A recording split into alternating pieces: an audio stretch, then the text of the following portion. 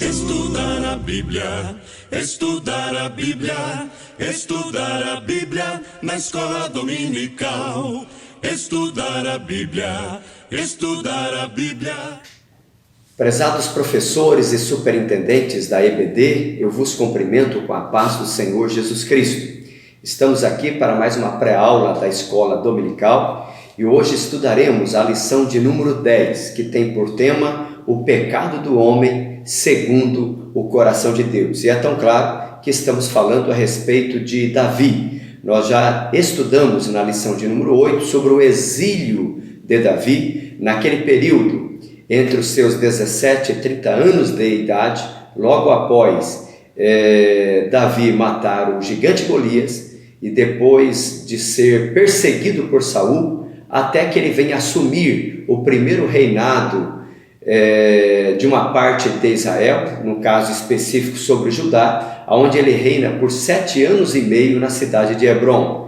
E estudamos no domingo passado, na lição de número 9, sobre esses dois períodos de reinado de Davi, os primeiros 7 anos e meio em Hebrom e os outros 33 anos sobre todo Israel, e como Deus alargou a nação de Israel pela dedicação deste homem chamado Davi. Aliás, Davi significa amado. E hoje nós estudaremos a façanha positiva deste homem por nome de Davi, mas estudaremos a respeito da queda espiritual desse gigante na fé por nome de Davi. Veja que o tema da nossa lição é o pecado do homem segundo o coração de Deus.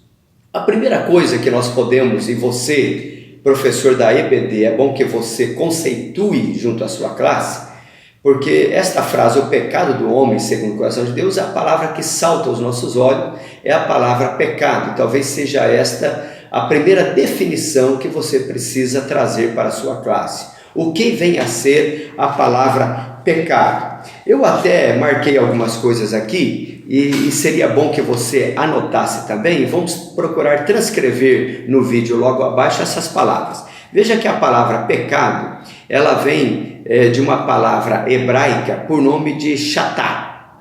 E a palavra chatá significa mudar de direção ou errar o alvo. Ela vem também de uma palavra grega que é amartia. E amartia significa sair da rota. Trazendo para o latim, uma vez que a nossa língua portuguesa ela é uma língua latina, no latim, a palavra pecado vem de peccare, que significa perder o pé ou pisar em falso. Então, por aqui, já dá para nós entendermos que pecado é mudar a rota, errar o alvo, pisar em falso, né? Perder o pé, quer dizer, perder o ponto de apoio, né? Nós podemos dizer que também falhar ao dever, né? É uma falta de conformidade com a lei de Deus, né? É a quebra de um padrão.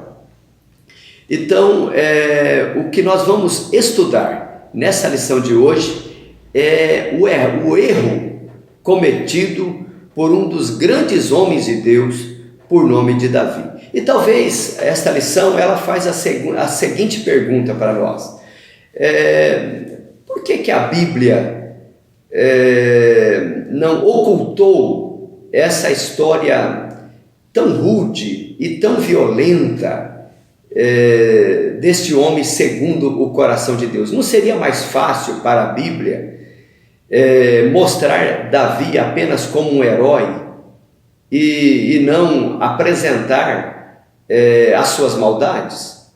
Mas veja bem, a Bíblia ela é justamente a palavra de Deus, porque ela vai mostrar tanto o lado positivo quanto o lado negativo dos seus homens.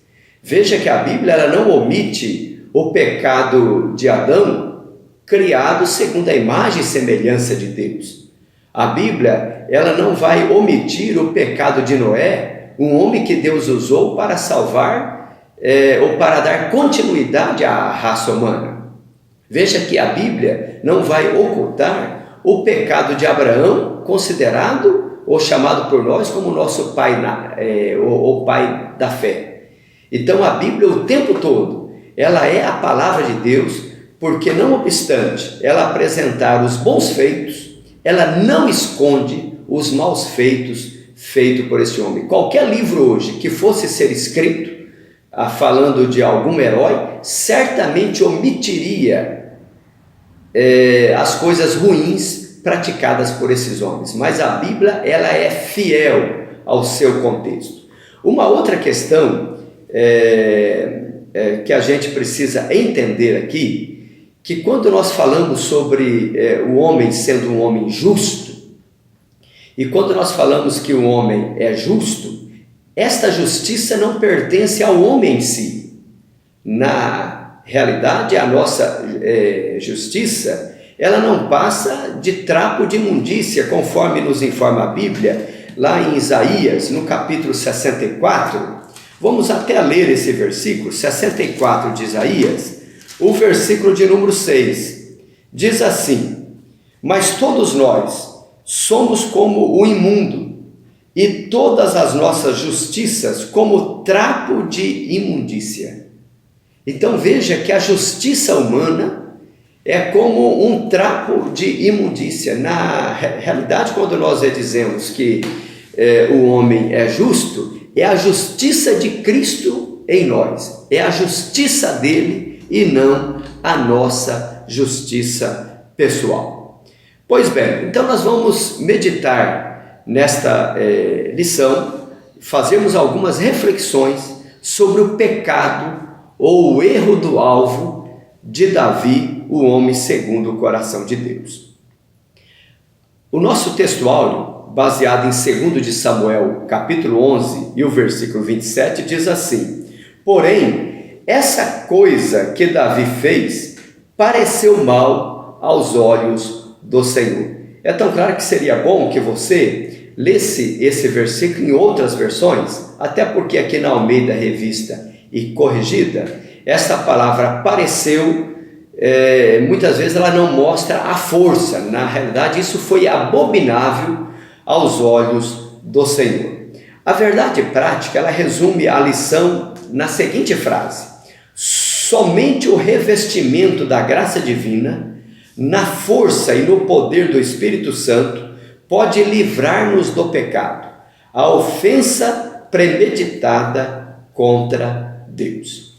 Pois bem, e a nossa lição então, ela tem como pano de fundo 2 de Samuel, capítulo de número 11, quando Davi vai cometer aqui alguns crimes, alguns pecados sequenciais. Como nos informa a Bíblia, né? Um abismo chama um outro abismo. E é isso que a gente pode ver aqui de uma forma muito clara nesse contexto do segundo livro de Samuel, capítulo de número 11.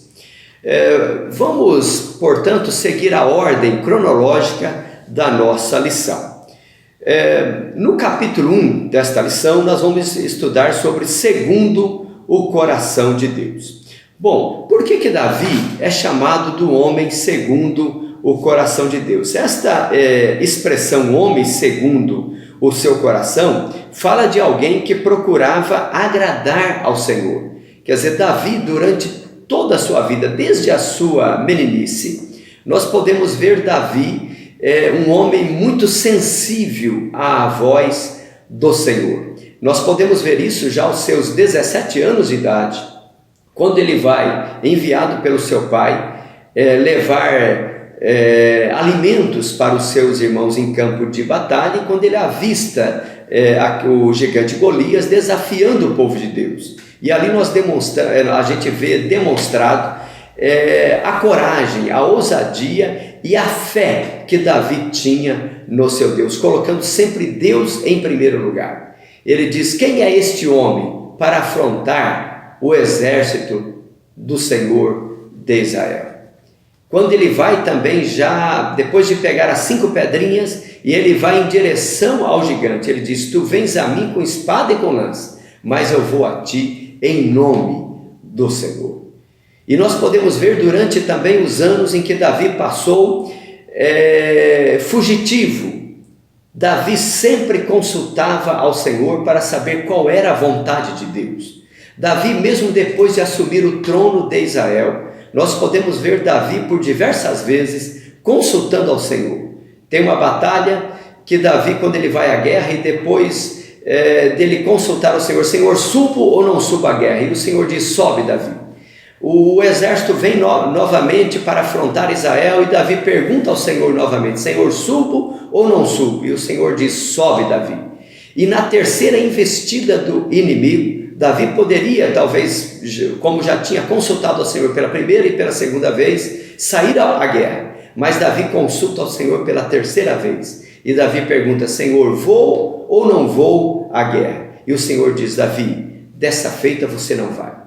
Reúna os seus homens, coloca os seus homens debaixo das amoreiras. E há de ser, Davi, que você só sairá à guerra quando você ouvir um ruído na copa das amoreiras. Então veja aqui, meus prezados professores, como que Davi era um homem que consultava ao Senhor sobre toda a sua forma de ação, a sua forma de agir. Isso também traz um ensinamento para nós, que em todas as decisões da nossa vida, seja ela grande ou pequena, Deus tem que estar em primeiro lugar. Devemos consultar ao Senhor em tudo. Mas Davi também ele é o homem segundo o coração de Deus, porque Davi tinha um coração amável, Davi tinha um coração dócil. Davi era uma pessoa que não assentava sobre o seu eu, mas Davi nos dá uma demonstração de um homem humilde, de um homem aonde todos poderiam ter acesso a ele. Ele era sensível ao ser humano. E eu creio que uma das formas para nós sabermos se o ser humano, ele tem algo de Deus na sua vida, é quando ele está aberto para o outro. Jesus nos dá uma demonstração disso. Jesus não vivia para si, ele vivia para o outro. Davi também nos dá esta demonstração. Portanto, podemos dizer que Davi era um homem segundo o coração de Deus. Mas este homem, segundo o coração de Deus, em um certo momento da sua vida, que é o episódio que vamos tratar hoje, ele deixa de dar lugar a Deus para dar lugar ao diabo. Isso é triste de nós vermos como que um homem com esta sensibilidade tão grande, com esta humildade, este homem que Deus já tinha provado por diversas vezes que era com ele. E Davi, neste episódio de 2 Samuel capítulo 11, Davi já estava talvez no melhor momento do seu reinado. Ele já tinha conquistado muitas terras, vencido diversas guerras. Davi estava agora em um momento, podemos dizer assim, mais confortável, e ele era sabedor de todos os livramentos e de como a boa mão de Deus estava sobre ele. Davi agora chega um certo momento, e veja o que diz a nossa leitura em classe de 2 Samuel capítulo 11 e o versículo 1. Diz assim: e aconteceu que, tendo decorrido 1 ano, no tempo em que os reis saem para a guerra, enviou Davi a Joabe e a seus servos com ele, e a todo Israel, para que destruíssem os filhos de Amon e cercassem Rabá. Porém, Davi ficou em Jerusalém. Veja que tem um porém aqui, né? Porém, Davi ficou em Jerusalém. Veja que Davi, nesse período, era um período em que os reis saem à guerra, ou saíam à guerra. Davi, portanto, não deveria estar em casa no palácio. Davi precisava estar na guerra, na frente do seu exército, comandando, sendo um exemplo para o seu exército. Mas Davi resolve ficar em casa. né? E nós podemos ver aqui, talvez que a ociosidade, meus prezados, talvez seja um problema muito sério na vida do ser humano. O ser humano, né, até uma frase, um ditado popular muito antigo, que diz assim, que uma mente vazia é oficina de Satanás. É um perigo muito grande quando o homem ele está ocioso, né? E a palavra ociosidade, né, é a falta de empenho, desocupado, inativo, né? O rei deveria estar na ativa, na frente ou no fronte de batalha, mas o rei está em casa. E ele está em casa e veja que ele está em casa e já está no período da tarde, o versículo 2. E aconteceu a hora da tarde. A Bíblia não diz o horário, mas há comentaristas que, tratando a respeito desse assunto, nos informa que era às 3 horas da tarde, às 15 horas. E diz assim que a hora da tarde que Davi se levantou do seu leito. Imagina um rei, a nação em guerra, os seus soldados no fronte de batalha contra os amonitas, e era um exército muito complicado para ser vencido, e Davi em casa, e além de em casa, dormindo às 3 horas da tarde, né? Olha, além da ociosidade, a indolência, né? Porque aqui ele mostra a sua insensibilidade, né? Indolente é alguém indolor, alguém sem dor, alguém que não sente a dor do outro, ele está insensível, né? E é isso que a gente pode ver aqui, esta apatia de Davi, né? À tarde dormindo. E o que ocorre? Ao acordar, né, ele vai, diz o texto, que andava passeando no terraço. Veja, passeando, quer dizer, não tinha muito o que fazer, porque o que Davi precisava era estar na guerra, né? E eu faço aqui até um parênteses, né? Como que está a nossa vida? Nós como cristãos devemos viver uma vida ocupada, e ocupada com a obra de Deus, ocupada com o povo de Deus. A nossa mente tem que estar na atividade o tempo todo. É um perigo muito grande quando o cristão se torna ocioso, né? E quando ele se torna ainda indolente, quando ele não sente mais a dor do outro, quando ele não sente, ele fica apático, ele não tem mais a empatia.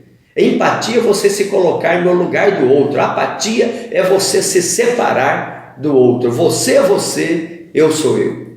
Mas a Bíblia é um livro que o tempo todo ela nos conclama a vivermos em comunidade, a sentirmos as dores um do outro. Então é isso que nós podemos ver já aqui, né? Davi era escolhido de Deus, mas deu lugar ao diabo. Bom, no capítulo 2 desta lição, nós vamos estudar sobre o ambiente em que Davi pecou, né? Então trazendo aí já esse assunto que comentamos sobre 2 de Samuel, capítulo 11, o versículo 1. A lição traz até aqui 1 Samuel, você até corrija aí na sua lição, no capítulo 2.1, 2 de Samuel. Né? E eu estou falando segundo, porque é até bom que nós, professores da EBD, tenhamos isso em mente. Quando você for falar de Samuel, você nunca vai dizer 2 Samuel, porque Samuel é um livro, e por ser um livro eu sempre digo segundo livro, né, ou 2 Samuel, tá certo? Apenas como informação aqui.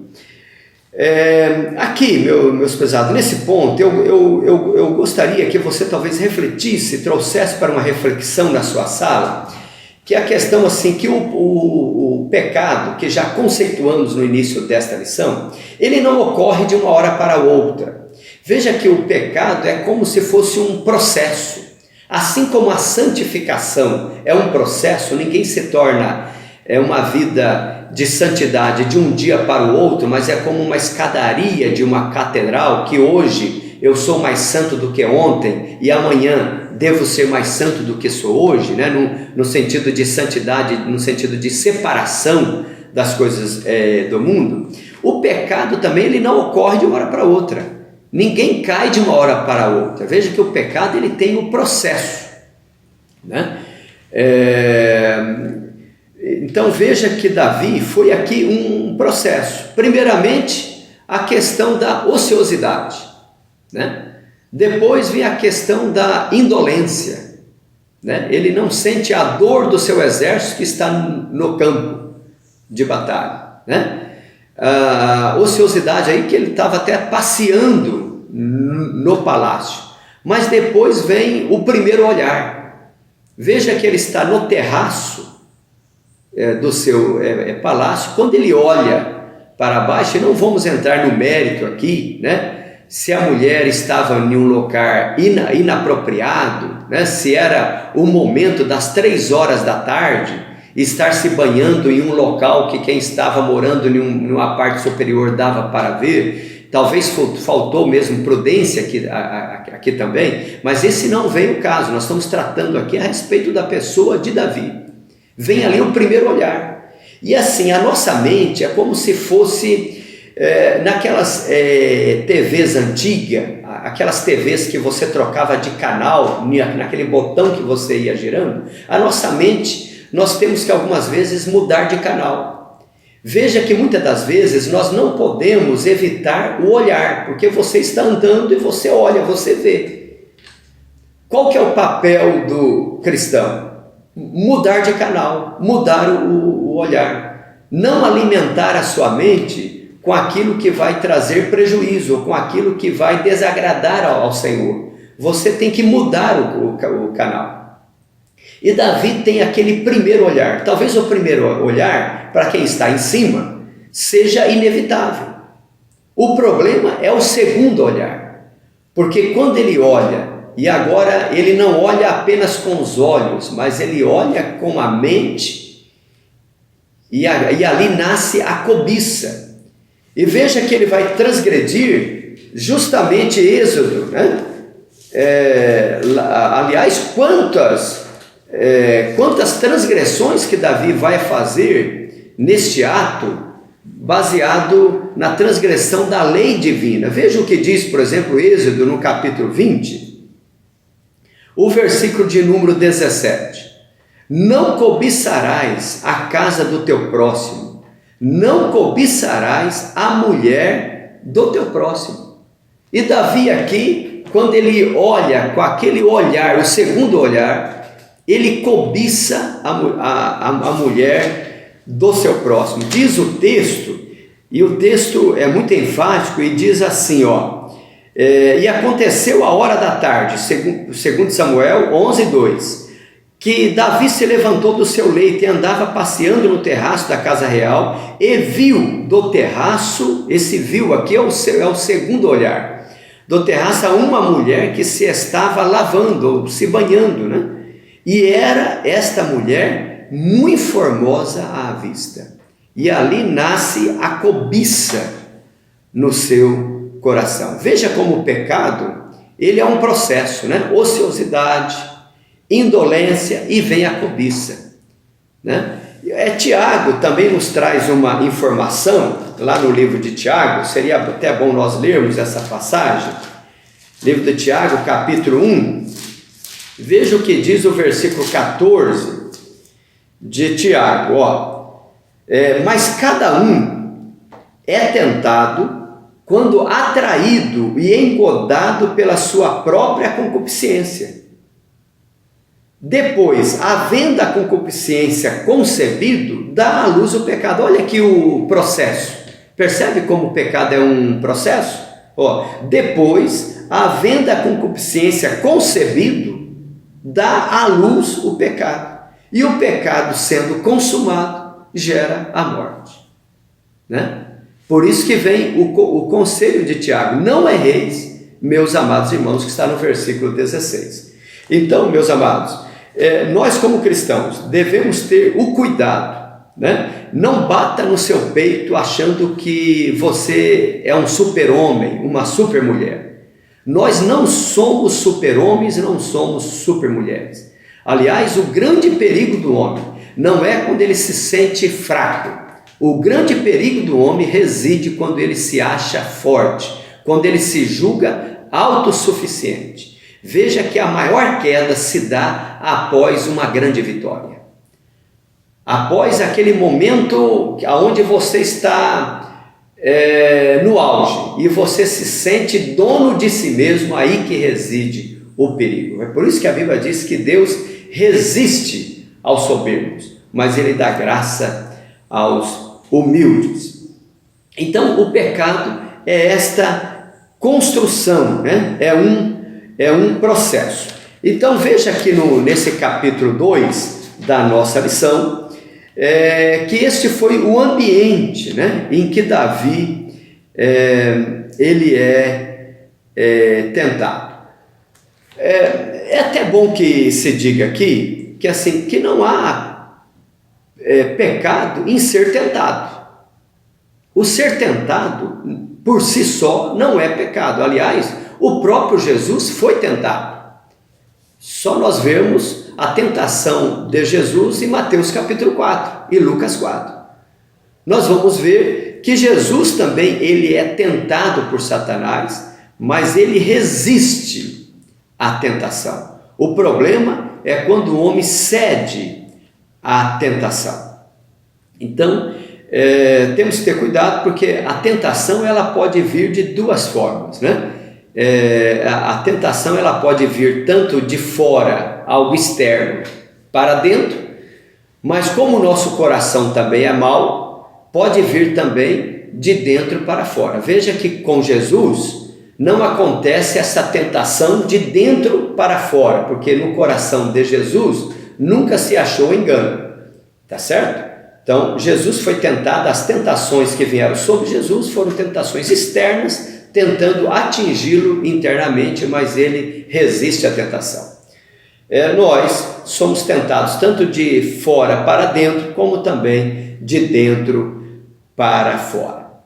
Bom, nesse ambiente, né? Nesse ambiente, como o pecado é um processo, veja que houve então ali, somente recapitulando, a questão da ociosidade, a indolência, vem a cobiça. E quando vem a cobiça, o que Davi faz? Ele chama os seus servos e manda buscar aquela mulher, né? E a mulher é trazida até Davi. Mas veja que Davi, no versículo 3, primeiramente ele pergunta, né? Olha, o versículo 3, enviou Davi e perguntou por aquela mulher. E disseram, porventura não é esta Batseba, filha de Eliã e mulher de Urias, o heteu? Então Davi quer saber a quem pertence aquela mulher. Aquela mulher, ela pertencia a alguém. E Davi recebe a notícia, olha, essa mulher pertence a Urias, o heteu. Esta mulher é filha de Eliã e pertence a alguém, quer dizer, ela já tem dono, ou ela já está comprometida com alguém. E Davi, mesmo sabendo do comprometimento daquela mulher, mesmo sabendo do seu pertencimento, e não pertencia a qualquer um, e eu estou dizendo qualquer um aqui, não no sentido pejorativo, mas no sentido de que Urias, Davi sabia quem era Urias. Se nós formos lá para o capítulo 13 de 2 Samuel, nós vamos ver, aliás, capítulo 13 não, acho que vai estar lá no capítulo 23, melhor dizendo. Veja que no capítulo 23, o último versículo, vai nos falar sobre os 37 valentes que Davi teve. E Urias está entre esses 37 valentes. O versículo 39, Urias heteu, 37 por todos. Portanto, Davi, entre os seus diversos homens valentes, ele tinha 37 homens que eram especiais. Homens que eram grandes guerreiros, leais ao seu trono, que acompanhava Davi já há muito tempo, Então, e Urias está entre esses 37 maiores valentes de Davi. Então Davi sabia quem era Urias, sabia da sua fama, sabia da sua força, conhecia a sua lealdade e sabia que Urias estava no fronte de batalha acompanhando o general Joabe. Mas Davi mesmo assim manda trazer aquela mulher para o seu palácio e ali Davi deita-se com ela, acaba tendo um caso amoroso com Batseba, e se não bastasse aquilo, a mulher manda um recado para Davi dizendo: olha, eu estou grávida, eu me engravidei de você. E veja, como que um abismo chama um outro abismo. Davi, ao receber a notícia de que a mulher está grávida, ele começa a maquinar, porque assim, o homem sem Deus, né, lá no seu travesseiro, ele começa a maquinar, e ele começa, em vez dele confessar, e a Bíblia diz que aquele que confessa e deixa alcança misericórdia, e veja que pecado, você não cobre pecado com outro pecado, pelo contrário, quando você comete um pecado e você quer encobri-lo, você vai cada dia piorando mais a situação. Isso é um aviso até para nós. O melhor caminho é o caminho do arrependimento. E Davi, ele quer fugir do arrependimento. Ele vai em um processo a passos largos em direção ao abismo. Isso é um risco muito grande. E Davi, quando ele soube que a mulher está grávida, ele manda alguém para o fronte de batalha e ele manda um aviso para o general Joabe: olha, manda Urias de volta até Jerusalém. E Urias volta para Jerusalém para saber o que o rei queria a seu respeito, qual que era a vontade do rei. E quando o rei vai fazer algumas perguntas, e a gente percebe pelo texto que são perguntas que não tem muito nexo, né? Veja que lá no versículo de número 8, diz assim, aliás, o versículo 7, vindo pois Urias a ele, perguntou Davi como ficava Joabe, e como ficava o povo, e como ia a guerra. Certamente Urias era um homem inteligente, e certamente ele deve ter percebido alguma coisa. Por que trazer um grande homem, um grande valente, um dos 37 valentes, para apenas perguntar como estava indo o seu povo? Não era mais fácil Davi mandar alguém dali, um mensageiro, para pegar notícias e trazer para si?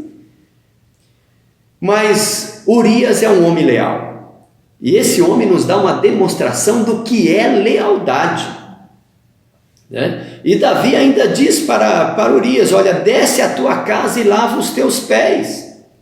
Mas Davi era tão leal que, e saindo Urias da casa real, logo saiu atrás dele iguaria do rei. Olha, o rei manda na realidade presentes. Esse presente aqui, em algumas traduções da Bíblia, vai dizer que Davi pegou alimento da sua própria mesa. Iguaria se refere à alimentação. Davi pega alimentos da sua própria mesa e manda levar para Urias. Mas Urias não, ele é leal ao rei, e ele é leal ao seu general que está no campo de batalha, é leal aos seus amigos, e ele não quer ir à sua casa. Ele diz assim, o versículo 9, porém Urias se deitou à porta da casa real com todos os servos do seu senhor e não desceu à sua casa. Isso Urias, ele vai até a porta do palácio, ali onde tem as recâmaras, aonde tem as suas esteiras, as camas aonde os guardas do palácio imperial, eles adormecem, onde eles dormem, ali está Urias, e se deita com os guardas do rei, do seu senhor, mas não vai à sua casa, que ficava logo ao lado do palácio. A gente percebe isso, tanto é que Davi viu a mulher de Urias se banhando. Então o palácio era muito próximo. E veja que esse homem deveria estar fora de casa já há algum tempo, certamente alguns meses fora de casa. Mas quando a notícia chega para Davi, certamente Davi mandou que alguém vigiasse ou estivesse vigiando os passos de Urias. Porque assim, o homem, quando ele perde a sensibilidade de Deus e ele vai entrando por um caminho por um caminho sem Deus, por um caminho que Deus não aprova, ele fica indolor, né? Ele fica insensível. Davi coloca alguém para que acompanhe, como se estivesse vigiando os passos de Urias. E quando ele soube, olha, Urias não desceu à sua casa, Davi manda perguntar, né? Não vens tu de uma jornada? O versículo 10. Não vens tu de uma jornada? Por que não descesses à tua casa? E Urias nos dá um exemplo, quando ele vai nos informar, né? Como poderia eu ir à minha casa, estando o general Joabe, estando os soldados do rei, meu senhor, em fronte de batalha? Pela tua vida e pela vida de tua alma, eu não farei tal coisa. Mas Davi vai ainda aprofundando mais no processo do pecado. O versículo 12, ele diz, olha, então fica aqui ainda hoje, e amanhã eu te direi o que você deve fazer. No outro dia, Davi, neste aprofundamento do pecado, ele manda trazer Urias à sua presença, ele coloca ali um banquete para Urias, e ele mesmo embebeda a Urias. Olha o que diz o versículo 13, segundo Samuel 11, e Davi o convidou, e comeu, e bebeu diante dele, e o embebedou. Davi é capaz agora de fazer atrocidade com esse homem, fazendo-o com que ele se embebedasse, né? Mas esse homem, mesmo assim, ele não desce à sua casa, mesmo bêbado, fazendo com que o rei, ainda na sua sagacidade, vai ainda mais longe. No dia seguinte, o rei Davi, ele é capaz de escrever uma carta do seu próprio punho. Ele escreve uma carta endereçada ao seu general Joabe. Ele fecha aquela carta, sela com seu anel, com seu sinete, e ele entrega essa carta ao próprio Urias, que vai como uma ovelha para o matadouro, levando ou carregando a mensagem que o tiraria a sua própria vida. Urias vai levando a mensagem sem saber o que era e entrega para Joabe. E essa carta tinha a informação, olha Joabe,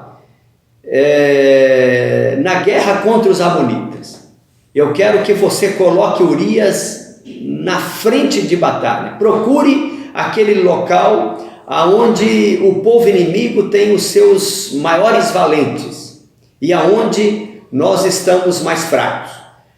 E há de ser que você deverá colocar Urias na frente e procure recuar os homens que estiverem com ele, para que ele morra em plena batalha.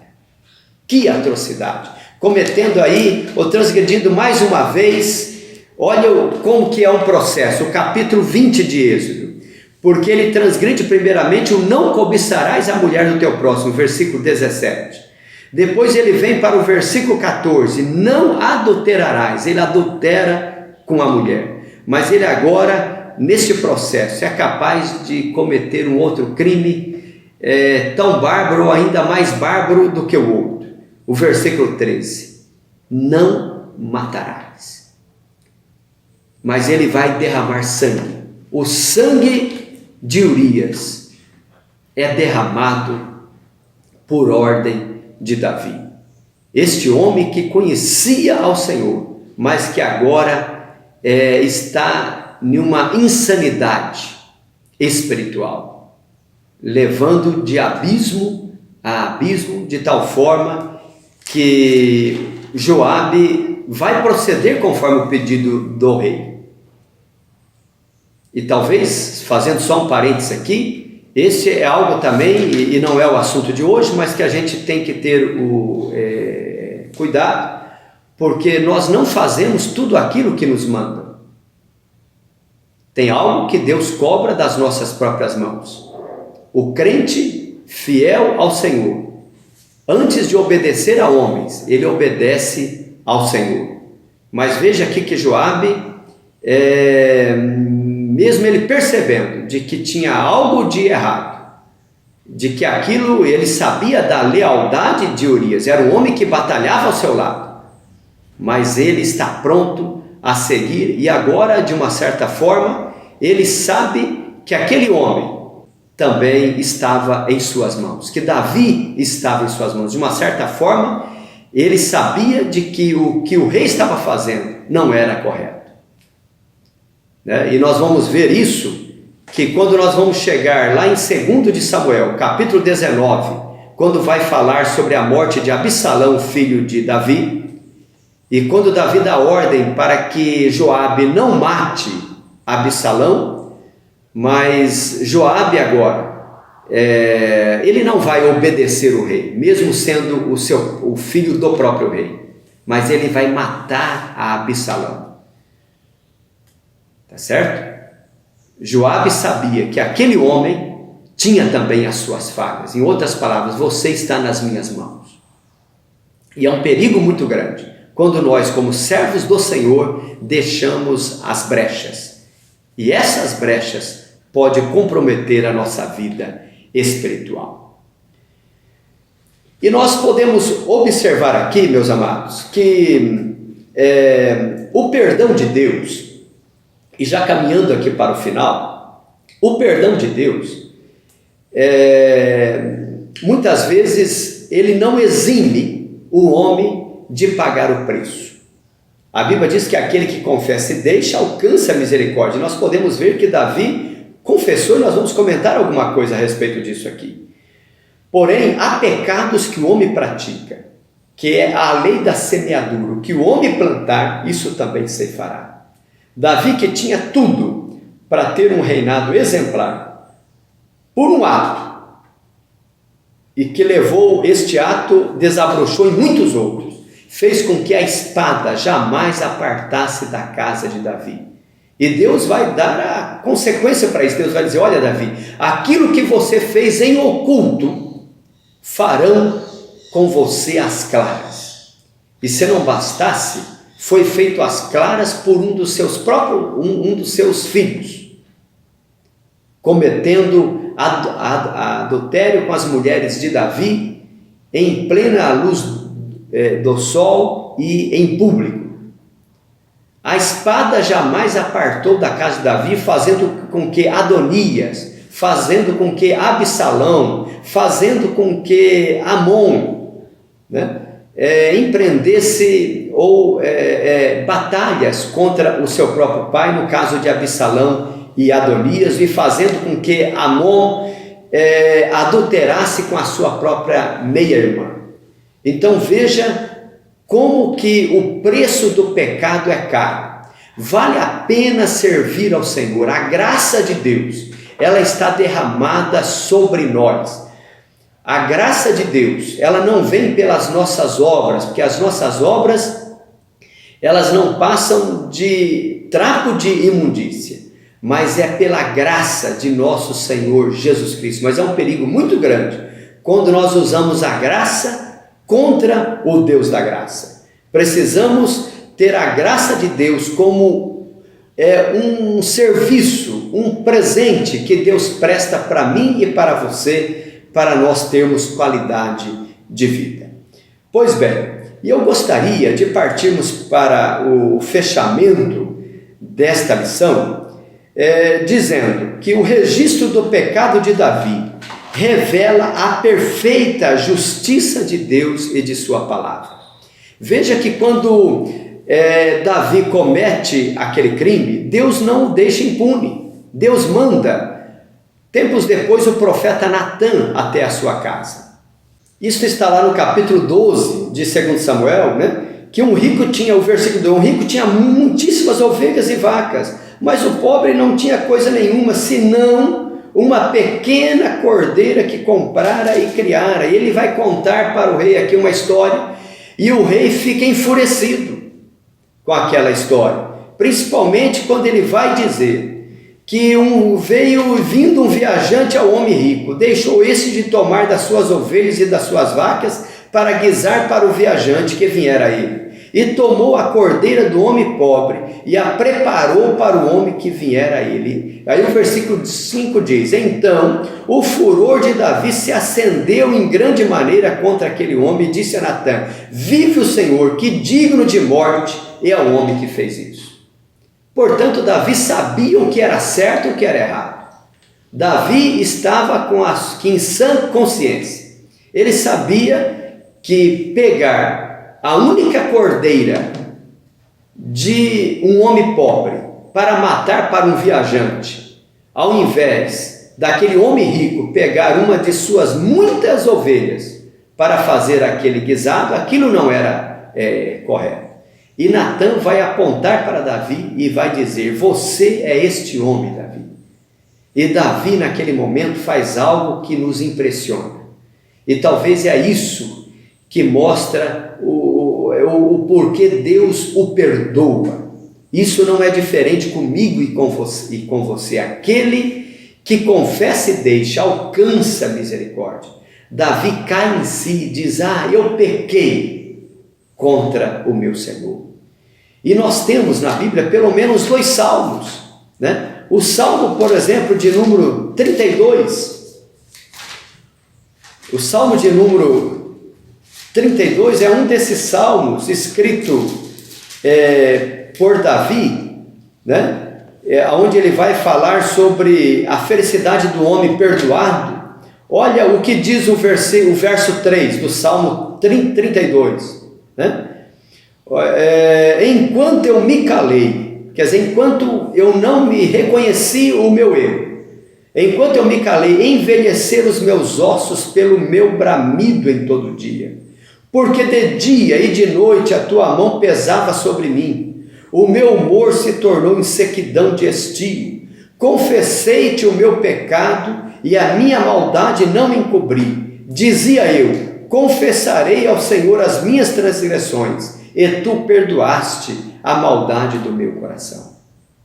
Você poderá ler esse salmo todo e você vai ver qual foi a profundidade do arrependimento de Davi. Não foi um arrependimento apenas deslábio. Aliás, a palavra arrepender é metanoia, é expansão da consciência.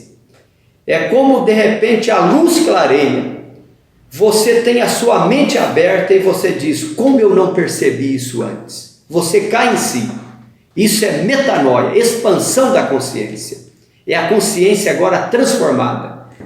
E você dá uma meia volta. E você deixa de andar em direção ao pecado e você volta em direção ao padrão de Deus, né?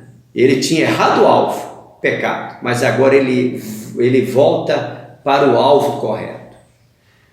O salmo de número 51 é um outro salmo, também que vai nos falar a respeito deste momento de confissão de Davi. E veja o Salmo 51, verso 3, diz assim: porque eu conheço as minhas transgressões, e o meu pecado está sempre diante de mim. E olha o verso 4, porque ele reconhece que o problema é ele, não é o outro, não é a Batseba, não é Joabe, o problema é ele. Contra ti somente pequei, e fiz o que aos teus olhos é mal, para que sejas justificado quando falares e puro quando julgares. E ele clama aqui por misericórdia ao Senhor quando ele vai nos dizer: não retires de mim o teu Espírito. Eu finalizo aqui, meus amados, voltando à nossa verdade prática, que diz assim: somente o revestimento da graça divina, na força e no poder do Espírito Santo, pode livrar-nos do pecado. Nós não temos força em nós mesmos ou em nós mesmos para vencermos o pecado. O pecado nós vencemos pela misericórdia do Senhor. Se o Senhor não estiver ao nosso lado, o que será de nós? Não confiemos nas nossas próprias forças. Não achemos que isso só acontece com o nosso vizinho. O vizinho do meu vizinho sou eu mesmo. Eu tenho que buscar e clamar por misericórdia ao Senhor todos os dias e o dia todo. Que o Senhor nos ajude, que você possa ministrar essa aula, trazendo uma reflexão à sua classe, para que reconheçamos que precisamos mais do que nunca da graça do Senhor Jesus sobre as nossas vidas. Que Deus te abençoe. Amém.